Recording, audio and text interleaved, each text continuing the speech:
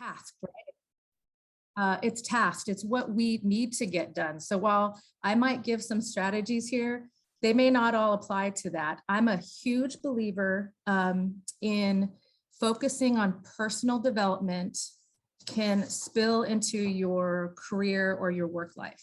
So if a lot of this training really more resonates you from a personal perspective, I think there's still a lot of value in that. But I will do my best to try to include some work-related examples. And I challenge the group here as you hear some of the strategies, and I know we had a student joining us, share maybe some of your challenges as a student when it comes to procrastination. It really applies all over. All right, so again, you're investing your time in me. I don't want to let you down. So let's jump right into it. Surprisingly, this was the closest picture I could find of Sigmund Freud where he looks like he might be smiling. I don't know if you agree or not, but if you Google, he's an Austrian neuroscientist. It's hard to find any pictures of him smiling, but he really presented this idea of the pain-pleasure principle. And it's the core, right, of all the decisions we make, our values and our beliefs. And so it's really important that we understand, and I would think hopefully a lot of us agree that when something feels good, we will make choices to create or do that to increase our pleasure. But when something feels bad or not good, we try to decrease the pain by whatever it might be, maybe avoiding it or making different choices based on that. So if you kind of fast forward after Sigmund Freud, some of us might be familiar with a gentleman named Tony Robbins, who's really a world-renowned motivational speaker. And in the 80s, he created this program, which is the power of leverage. And in this slide deck, when you get it later, I do put in one of his YouTube videos. It's a 28-minute video. It's a great video. But really what he did is he teaches individuals how to recognize their current behaviors and replace them with positive behaviors. And that really goes back to that whole pain and pleasure. And it's really about identification. So as I go through strategies today, it's almost like you have to take that self-inventory or self-assessment to identify what it is, what's my core or root cause that's causing me to procrastinate. Is it boredom? Is it fear? Is it you just hate the task? And then you can align some strategies with that. So there's two other concepts I want to share with you. Procrastination is a form of delay, but not every type of delay is procrastination. Some of us have made this comment before, I wait to the last minute because it motivates me and I get stuff done under pressure, right? And some of us, that is our source of motivation. And it's called strategic delay. It's knowing that you're doing that, but you have the ability to complete that task when you're under pressure.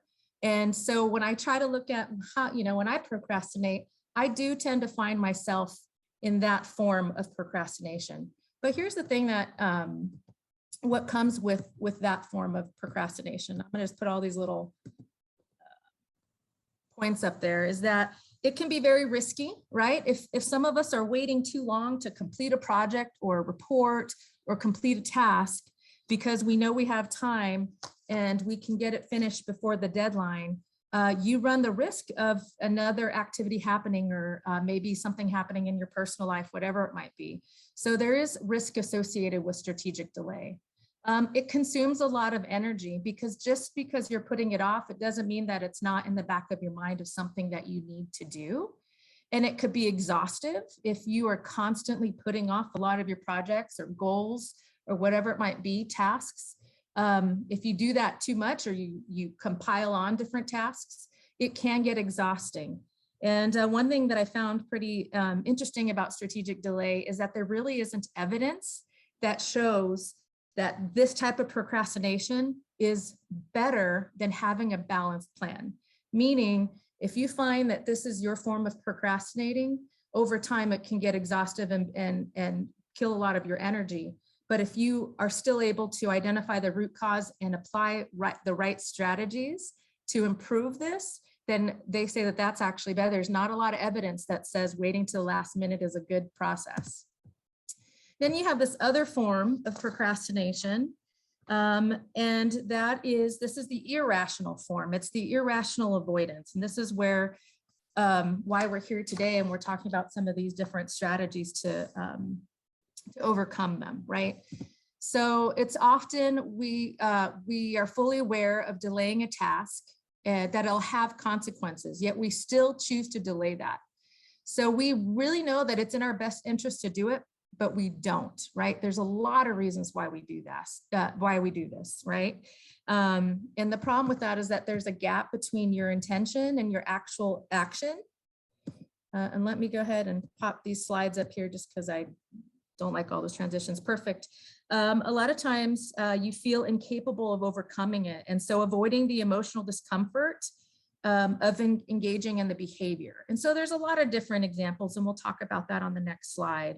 The other thing that we find ourselves is we'll let that task not get completed, but at least we didn't have to confront the emotion. So there's a lot of psychology behind it. So you avoid the confrontation. It's a temporary escape. A very sort of personal, general example of this is some of us feel irrational avoidance against completing our taxes, right? It's such a large, it's a required thing we have to do. For some of us, it's a big deal. It's a lot of work. There's fear, a lot of emotions involved. And so we avoid it till as long as we possibly can, because we don't want to deal with the emotion that comes with it. All right, so what can trigger procrastination? A lot of people think it's only fear, but really there's a lot of adverse feelings that can trigger procrastination. So I'm going to give a moment, and in your chat box, if you would like to take and maybe it's not a guess, maybe this is what triggers your emotion, what emotions trigger you to procrastinate. Feel free to throw those in the chat box, because I know we got you muted.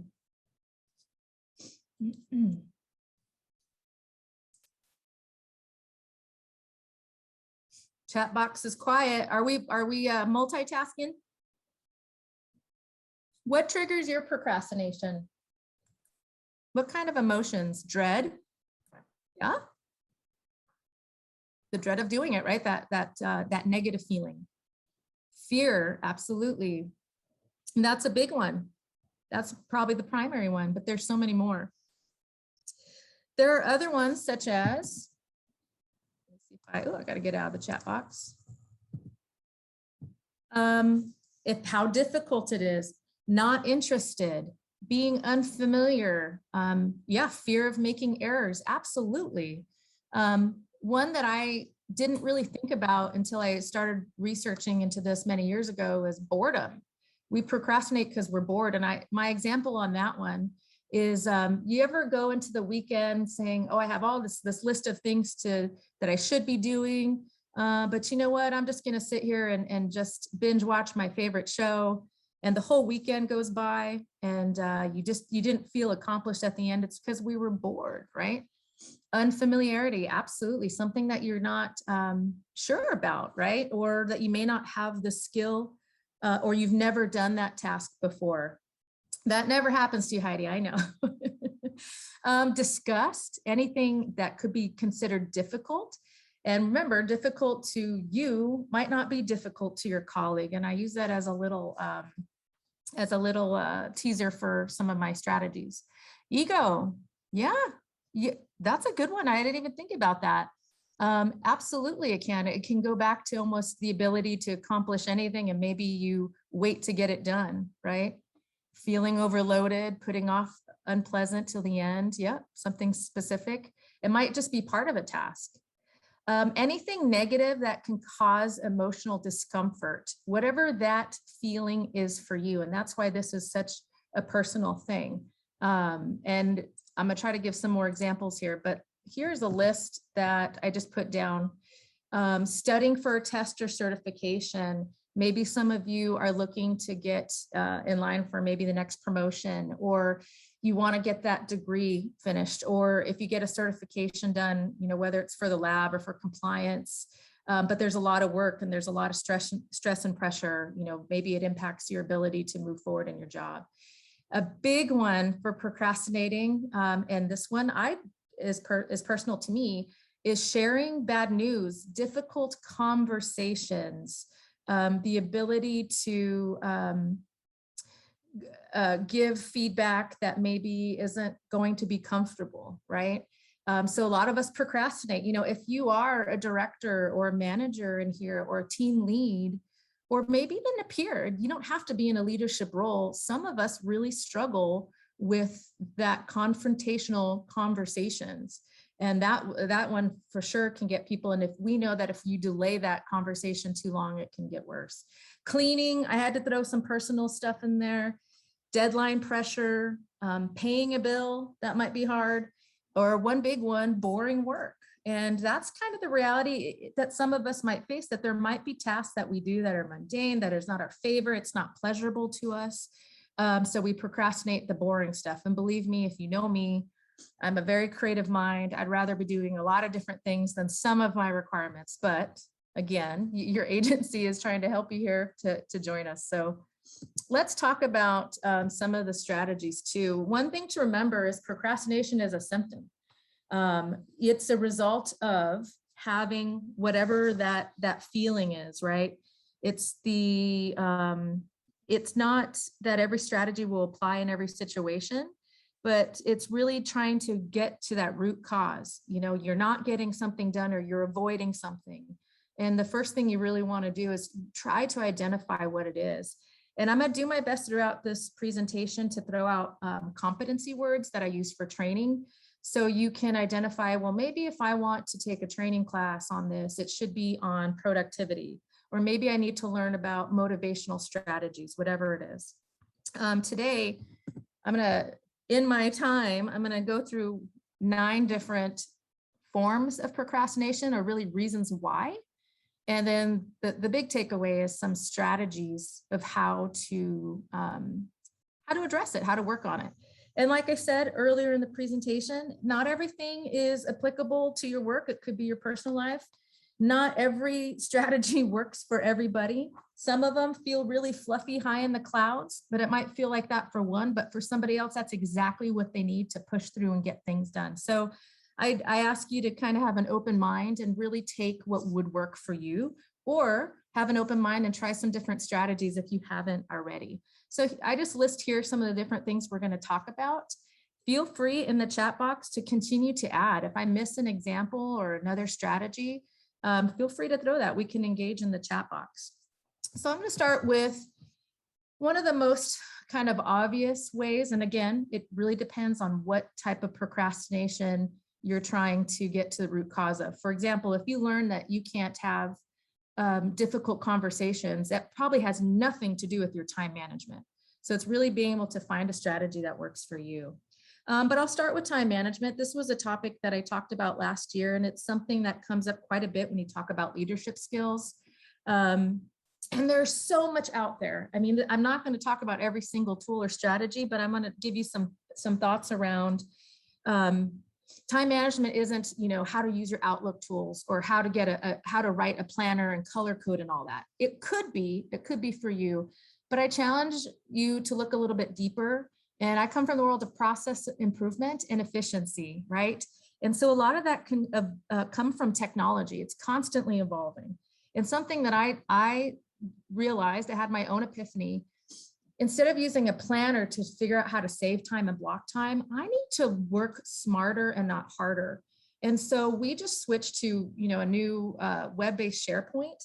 And I know that there are a ton of bells and whistles. There's workflow. I still need to take the time to set up my shortcuts.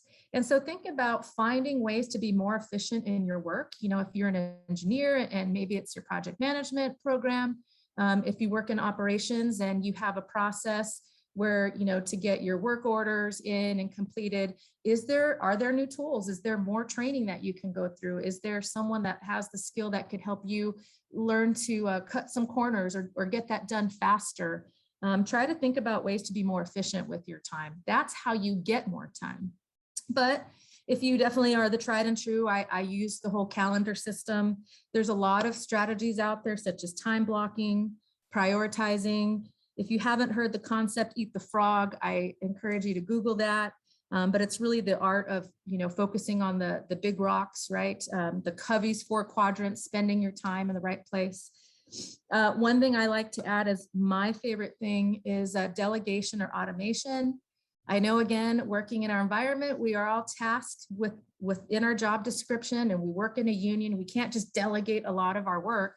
However, you can partner with colleagues and say, hey, I know you're really, really great at research, and I need to write this technical report for the boss. Do you mind sharing with me some of your, links or whatever that you use? Or can you look up some of this for me? And hey, I'm really good at formatting, and I can go through and do some editing. So maybe it's some sharing of work. Automation is a big one when you think about workflow with systems. Can you change forms? Can you put them online? Will it save you time? Can you save clicks? When I used to do this training many, many years ago, I used the joke of, as I drink my Starbucks, a lot of us spend time, ordering our Starbucks, going through the drive-through, picking it up, whatever it might be. But we talked about automated coffee cups, or using the mobile app, or paying your bills online. That's a big one from a personal perspective. And then, of course, lastly, maybe reassessing your priorities. If there's a task that you're constantly putting off or not getting to, then maybe it's a task that doesn't need to be completed. Now, of course, if it's work related, I would never say that, but maybe you can have a discussion of priorities with your boss. The other thing too, I wanted to add before I move on is emails. I don't know about everybody here, but I keep a lot of stuff that I intend to get to. And then I see that pile up and pile up and pile up. And so at some point you might need to make a decision, hey, that's a bad habit, or I'm just going to clear that out and move forward, because sometimes it's that intangible stuff that's weighing down on us that stops us from moving ahead. So anyway, that's some time management strategies. So again, feel free in the chat if you have some other time management strategies that work for you. Give me a break. No, I only have 40 minutes with you, so you guys do not get a break. But what I wanted to share about this strategy is one of my favorite books. I know I'm not on the camera, but if you Google Coach Yourself to Success, it's by Karoline Medaner, and I'll put the comments in my slide deck. It's a great book. It covers a lot of different topics. She has some section on procrastination, but this one might be relevant to you. Sometimes we procrastinate because it's almost like a writer's block. There's like, the task, how to do it, how to get it done. There's not any fear, there's not boredom, but you're just, you just need something to get you going and moving. And what she says is just almost changing the side of the brain that you're working on, or step away from it, clear your mind. She uses some personal examples. If you're at home, maybe you go mow the lawn, or you put on your favorite song. At work, maybe if you need to get ready and you need to buckle down and work on a report or presentation, whatever it might be, or maybe you need to go in and write an SOP, whatever it is, or a policy review. Take a break, take a walk, kind of regather your thoughts, and then come back to the task. And sometimes some forms of procrastination, that's all you need, is just kind of need that pep or that re-energizing. But that's a great book that will be in your slide notes if you want to take a look at that. It's been a great resource for me. Woo, another great book called Mindset by Carol Dweck, D-W-E-C-K. I brought this in here because a lot of times we give excuses and we start believing what we say. So those of you that are in this presentation, if you've ever done any type of research or spent time, it's funny for me because I'll go down the TikTok rabbit hole, and they start to see what you're interested in. I've seen a lot of stuff on just self-belief, self-talk, positive self-talk, and how powerful our brain is.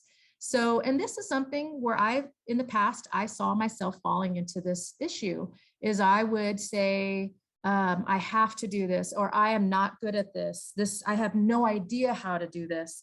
Or I'm just so tired, or there's not enough time, when reality there is, right? And I'm not tired, but I'm telling my brain that I believe something. And so this might impact, I would say, sometimes a lot of students as well. And so I encourage you, if you find that this is something that you fall into that trap, spend some time doing some self-awareness, or read a little bit more about positive talk, and see how powerful it is. It's almost like you're manifesting and you're telling yourself affirmations. And again, trying to scale it back to work, whether you're an engineer, you work in the lab, or you're a collection system worker, just think about how you're saying things and switch the language around, instead of saying, I have to, say I choose to, things like that. Or it's such a big project, it's so important, but maybe you could say, all right, what can I do with one small step here? But there's a great resource called Mindset. It's a great book. It'll be in the slide notes for you that's a definite good read. You need to have that on your bookshelf or in your Audible, wherever you store your books. All right, so the next one here, you don't feel the pleasure in doing it. It's just not fun. This is a hard one to talk about, at least in a work environment, because again, like I stated earlier, sometimes our work is just our work, and there's parts of our job that we love and we want to do that as much as possible. And then there's tasks that are maybe more mundane or something that you're not excited about. And again, this strategy you have to take with a grain of salt because it can't always apply. If it's more personal, some of the examples are make it fun. If you have the ability, if you have a colleague, let's say you're going out and doing some work, or you're doing an inspection with a peer or whatever it might be, is there a way that you can make it fun or working together? Can you make it a competition? Something that can drive the ability to make that task go faster. I do very much here at work when I know I'm a socialite, so that's part of my issue and a distraction. You'll see my big one in a minute. But I know that when, oh my gosh, I got to get this done before I can't leave. I put my headset on, I turn on my music, and my music just helps me get into the flow. And next thing you know, wow, my project's done. So I know it doesn't always work for everybody, but some of the personal examples, and we had to know this was going to come up, but if you hate going to the gym, right? But you want to get into a routine or program, have an accountability partner, go with someone, maybe look at some of your favorite songs. If you're doing something at home that you need to get done, maybe make it a competition with your kids or a challenge, or maybe work in a study group. There's all different things that you can do from a personal, but you just have to kind of identify what it is. You have to make the boring work fun in some sort of way. So it encourages you to get creative. All right, I'm looking at my time here. This one is this one's kind of like the feel good, kind of bigger picture. Sometimes we just feel overwhelmed. And I would think that most of us have been in this position before. As an example, one of my goals this year that has been a goal for a long time for me is I want to develop a train the trainer program for my district. But in my head, I see it as this really big program with all these moving parts and in the perfect world. And even though it's something I'm very passionate about doing and I love to do, it feels like it's almost so big that I'm not going to be able to accomplish it. And so think about maybe things that you've tried. Maybe you're trying to improve efficiency at your work, or that you need to update maybe 10 O&Ms that are so far behind, and it's such a big project. It's going to take a lot of resources and a lot of time. We will procrastinate with that irrational avoidance because it doesn't feel good or we don't know where to start. And so the strategies, if you're feeling overwhelmed, is you have to take a step back and you have to break it down, right? None of us really like tasks that we don't like, but if your boss said, hey, I need you to write this report, with the summary of our findings, but I need it by this time, but you're thinking, oh my God, what are the pieces to it? Some of us might just be blocked and can't move forward. So some of the strategies around this is, again, one step at a time, find ways to make it effortless.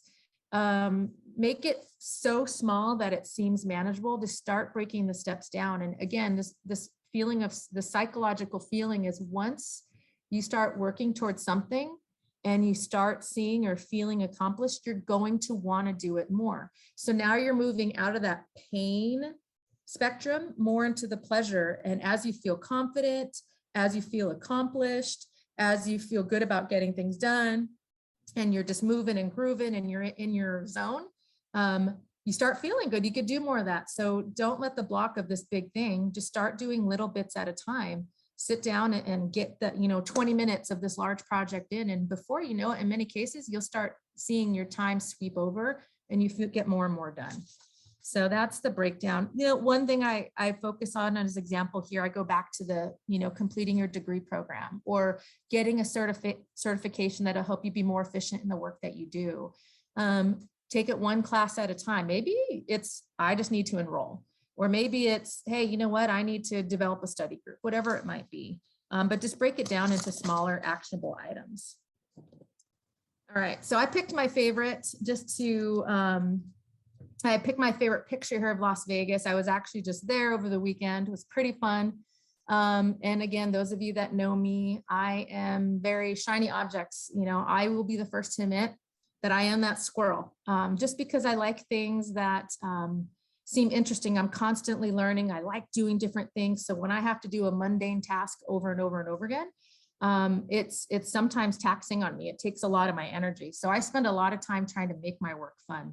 But one of the biggest things, and this is not a training on full distractions, but if you think about our phones, think about social media. I'm trying to think of a bunch of examples. Some of us that have been working remote, and whether it was by choice or not, we have the distractions of home. Some of us had to take care of our kiddos, had to learn new technology. The phone is also my enemy. I have to say, there's many times I'll be working and I'm maybe bored and I turned away and all of a sudden I'm turning on my phone again. So this one is very interesting as far as strategies. And I think we could go deeper if we had the time, but it's really setting personal boundaries. This is where prioritization and time blocking comes in. The strategy from my research says, adopt this principle. When you're at work, you work. And when you play, you play. It's being able to reward yourself for not getting distracted. I've said before, put your cell phone in a desk or away from you. I've always used the excuse, well, I have young kids, I might get an emergency call. Fair enough. But sometimes in a short meeting, you don't need those, right? Or when you're at your desk. I talked about working remote, but there's a lot of statistics out there about how social media is really bringing down productivity in the workplace. So sometimes we don't feel accomplished, or we could accomplish more, but we get distracted by all those things. And even something like distracted driving. So it's really important to identify what those distractions are and find strategies to remove them so you can be productive. All right, the next one here, we think short term. This is more like the vision board example. Sometimes we procrastinate because there's no pleasure in it. It's why focus on this big dream of mine when one, it might be too big, so you might be overwhelmed, but why do that when it just feels good just to, have fun with my friends or work on some other tasks? And so this one's kind of the feel good big one. Muhammad Ali, he said, I hated every minute of training, but I said, don't quit. You have to suffer now and live life as a champion later. So sometimes it's getting those harder things out of the way, or seeing the bigger picture and identifying what is stopping you from moving there. And so this is a really great strategy. It's also, if you've heard of vision boards, that's another good motivational tool. But what their strategy here is, write down all the reasons your why. Why do you want to achieve those things? But it's not just writing down what it is, but you have to attach the emotional reason to it, right? So I'll use the example of weight loss here, or whatever, going to the gym. Why is it so important that I do it? Well, I want to feel healthy, but I'm going to feel good about myself. I'm going to be a positive role model for my kids. I'm going to be able to have more energy. I'm going to be able to run around more, whatever. Connect all those emotional and strong reasons why, so you're more apt to do it. Tony Robbins says there's no lazy people out there. It's all about developing and having the right goals and emotions connected to achieve them, so you find that pleasure point. So I went through that one a little quickly, and I'm just about done because I know my time's just about up. Here's a big one for me. This was, Karoline's all about professional and personal development.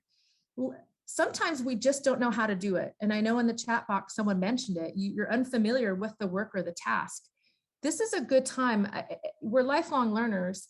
try to identify, is there a skill set that you can improve on to become stronger in the workplace or to feel more confident? And so I'll throw out another resource. If you haven't heard of Marcus Buckingham, he is really good about leveraging your strengths. But I encourage you, if there's training classes or other things where you can just get some strategies like today that might help you, attend those things because that could help you elevate your work. One example I'll give on that is something like giving a board report. For some of us, that's difficult to do. Maybe we need to improve our presentation. Maybe we need to get comfortable in that environment. So assess the competency or the work that you want to get stronger in, and that might help you feel more comfortable so you stop procrastinating on that kind of task. Maybe it's just awareness of how to do it. And I see Robert jump back on. I have the very last one, the Energizer Bunny there. There's a lot of notes to this, but I go back to what Tony Robbins says, that people aren't inherently lazy. We just sometimes need to look at the goals that we have. So sometimes we feel we don't have a lot of energy to do things, or we procrastinate because we don't have the energy. And yes, there is a component there about being healthy and maintaining a healthy lifestyle. But also it's a reminder that some things might be so bored to us or not fun. And so that in turn decreases our energy. So some of the strategies are to apply some of the ones that we talked about earlier. And it could be maintaining healthy habits or whatever it is, or setting stronger goals that inspire you. So again, I will pass on the PowerPoint that has some more notes and resources for you. But my time is up. That went by so fast. I'm going to turn it back over to, unless there's questions, that Robert, let me know what we have time to do. Yeah, well, we have some time left. Thank you, Karoline, for all this great information and your experience and knowledge in this area. If any of you have any comments or questions, please put them into the chat. We can address them right now.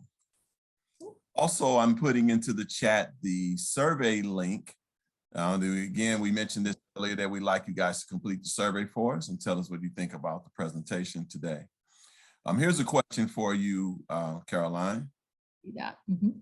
Do you think using a planner and a calendar are also good tools? I think it's really about the person. I've heard people say even an electronic calendar with a Google Calendar and a hand planner. I think you just have to try different strategies until you know what works for you. When I mentioned early on, sometimes it's the actual tool, or maybe it's the way that you can be more efficient. Are there other things that you can do to help create, you know, we all have the same amount of time in the day, but if you can do things differently or automate or delegate, maybe you can have more time to do that. But definitely, absolutely, a very traditional time management tool is to use a calendar planner. The way I use it, I also color coordinate. I try to make my meetings longer to buffer in some time. Another great strategy in the Coach Yourself to Success is you always arrive early. You always plan for the time you need to leave, not for the time you need to be there. So if you're using a planner or calendar, it's about how to use those more effectively. They're tools, but if you're just, 10 o'clock I have a meeting, you want to work on something that really helps that strategy. But yes, it's a great tool to have. Thank you.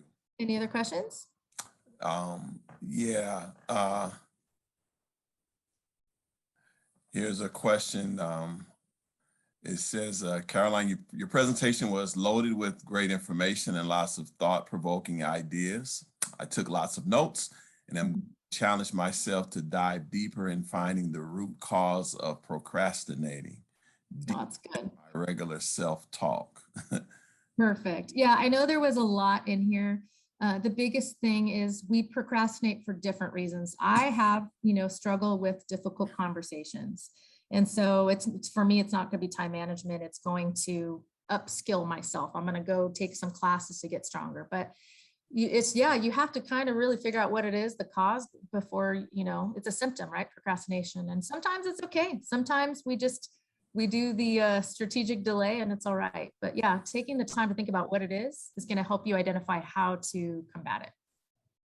Wonderful. If you have a question, you're able to unmute yourself now. We can field a few questions verbally if you like.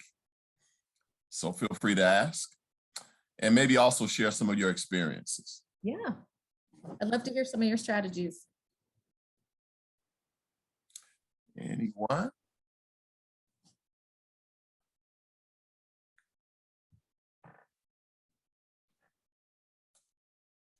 All right. Oh, hi, Karoline. This is Kevin Booker. Can you hear me? Yeah, I Yes, we can. Hi, can. Kevin. Hi. So, what I try to do, and obviously it doesn't work, is I try to leave my Fridays open. So no meetings. And then I also try to, I leave what I would call the smaller or the easier, quick things for Friday. And what always happens is obviously once people find out you're in the office, right, there's meeting invites or there's calls. And probably my biggest problem is that, that easy thing that I'm going to do on Friday turns out not to be so easy. And then next thing you know, it's taking you 2 hours to do it versus where you thought maybe 15 minutes. And then, all that other work gets pushed out. And what I haven't figured out is, do I just ignore the phone, ignore the email? Because what I'll typically do is I'll write down like 5 or 6 things. This is what I want to on Fridays. This is what I want to accomplish, and sometimes I'll only get through one. And I'm not sure if that's procrastination. It's procrastination that I push them off to Friday for sure because I just don't want to deal with them. But trying to figure out how best to. I have some of the similar. I do some of the similar things. I try to keep what I call an admin day if I can. I know not all of us have that ability, but I think maybe a root cause too is you're identifying tasks that seem easy but end up. If that happens, if you see a pattern, maybe try to identify why did I think this was easy and quick when it wasn't? Is there an opportunity to, fully read the instructions or what was needed, or, the systems are going to be available?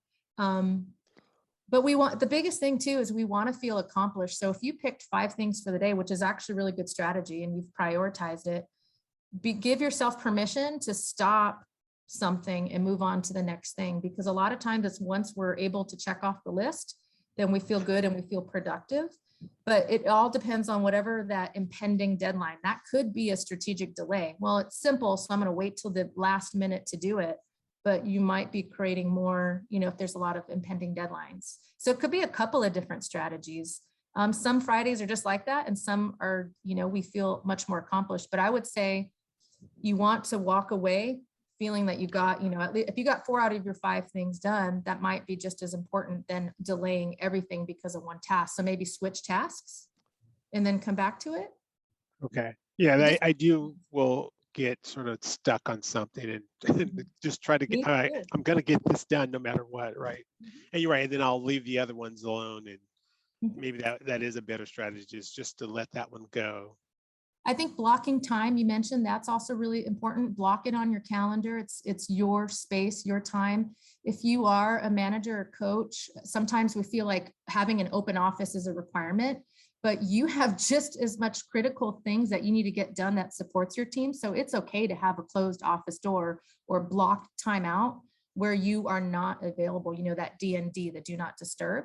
Just you don't want to do it too much, right? It's all about balance, but being able to block where you don't take calls or you have your email closed, those are some time management strategies as well. Okay, thank you. Johnson, I see, are you giving me a high five, or you have a question? Raise the roof?